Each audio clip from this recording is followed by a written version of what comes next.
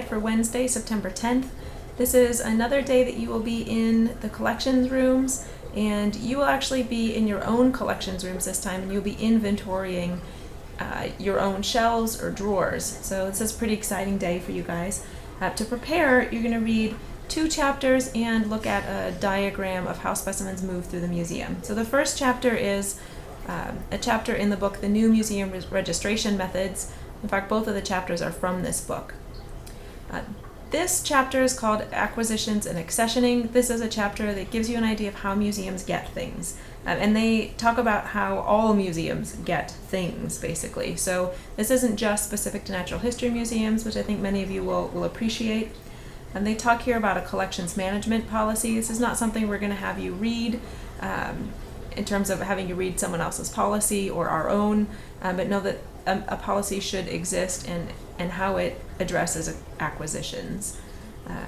As you keep going down, they're going to define accession, so you understand what they're talking about. We've defined accessioning versus cataloging for you in a previous reading, probably in our handling document, so you have an idea here of what they're talking about, but pay attention to their definition of accession. And then they have a nice bulleted list, which is a great thing to know, right? How do museums get things? And you'll know that here field collection is a big source for us, but also gifts of previous collections. Bequests, we've received a bequest as well. We don't tend to purchase things. So keep going. Here they have a section on unrestricted gifts, and I want you to think about what are the common restrictions that people place on their gifts, and why, as a collections manager, do you want to have fewer restrictions? And that's an important point to focus on in this. So now we have this whole section of fractional gifts, promised gifts, bequests, the different types of gifts you can get. Many of these are not common. Field collection is sort of our big one right now, but we do receive different types of gifts, and so I do want you to read through this just lightly. Bequests may not just be property, they can also be monetary bequests.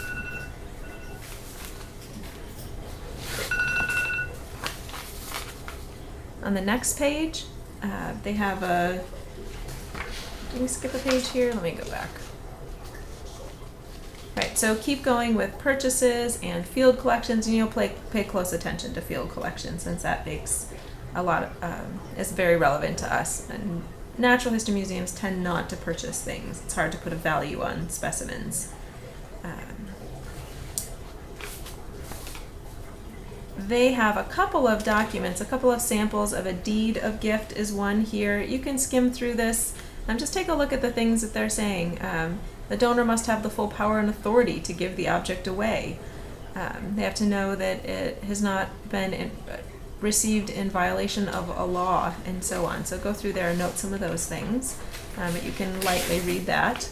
This section I like a lot. These are fantastic questions. This is the way I want you to be thinking about specimens that come into the collection, about specimens you're looking at. These are excellent questions.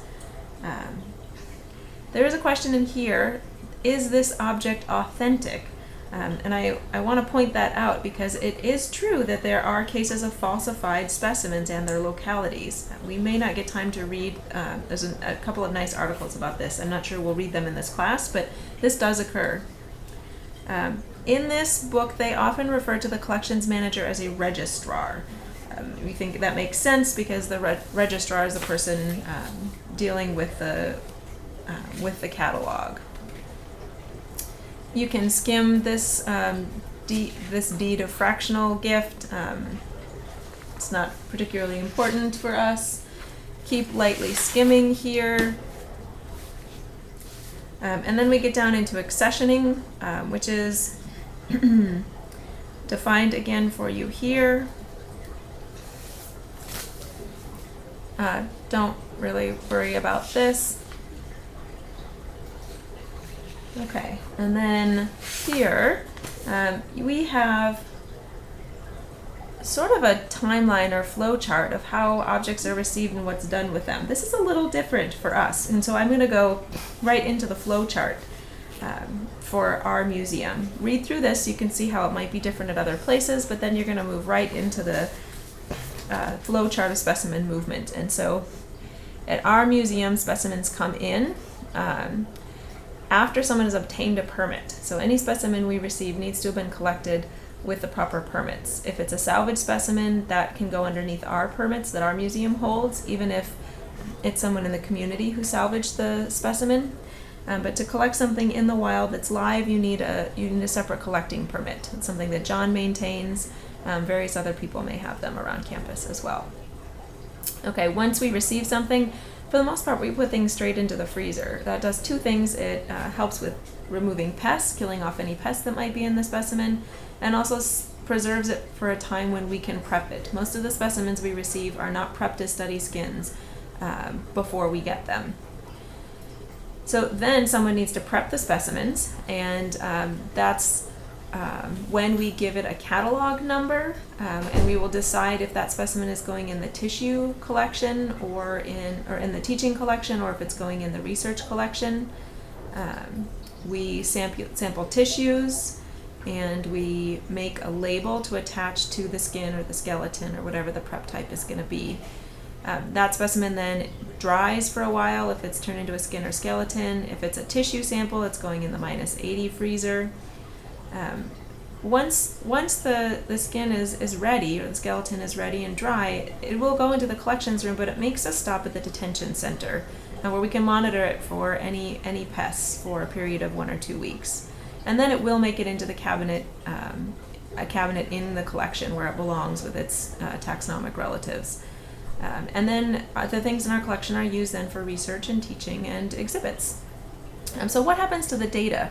The specimens that we receive, when we first get them, the data is attached to the specimen in some way, and we make sure that's true. We also record the specimens we receive on our inventory, which is attached to the freezer in the skinning room. At the next step, when we prepare the specimen, that's when we make a label with our museum's name on it, and then we also label our tissue tube with that same data. That data doesn't enter our catalog book until it goes into the detention center, and this is, once the skin or skeleton is fully prepared is when we give it a catalog number, because then we can decide if it's going to be in the teaching or research collection. And then before the specimen goes into a cabinet in the collection, it should go into Specify, which you guys have experience working with now. Okay, your last chapter is this chapter on inventory, and this is an important chapter for you for a couple of reasons. You're going to be inventorying. Sorry about this. You're going to be inventorying, and so you need to think about what an inventory is and why you do it and how you do it. So starting off here, it's going to explain purposes for inventorying, and it mentions the inability to locate an object can be embarrassing, and that's especially true for us when alums come back and want to see the specimens they've contributed. And so we have a lot of motivation to keep things around and to take care of them and then to be able to find them later. So these are reasons you might want to inventory, or opportunities you may have when inventorying. It's a great bulleted list. I love lists. And then they talk about different types of inventories. These are important to know different ways you might inventory. And then they point out here, you're pretty much always inventorying. And inventory never really stops. Point out a couple of things. You want to make sure that you inventory even objects that are out on loan. That's a good point. Now keep going. This is a short chapter here. This talks about planning your inventory carefully. Why do you need to plan your inventory? Think about that. It also mentions objects on exhibit. That's critical. So we have two types of objects that are not normally in your collections in the cabinets that you want to think about. Then I really like this section here where it talks about, do you start with the objects in the museum or the cabinets themselves, or do you start with a catalog and then find the objects? And there are advantages and disadvantages of each of those, so be thinking about those when you might choose one over the other. And then it points out things that you might want to take note of and follow up and maybe resolve. Down here I wanted to mention that natural history specimens, we have several prep types, right, that all might belong to one specimen but may be stored in different places. So tracking down each of those is important, particularly in our museum and in natural history museums. So keep reading down here.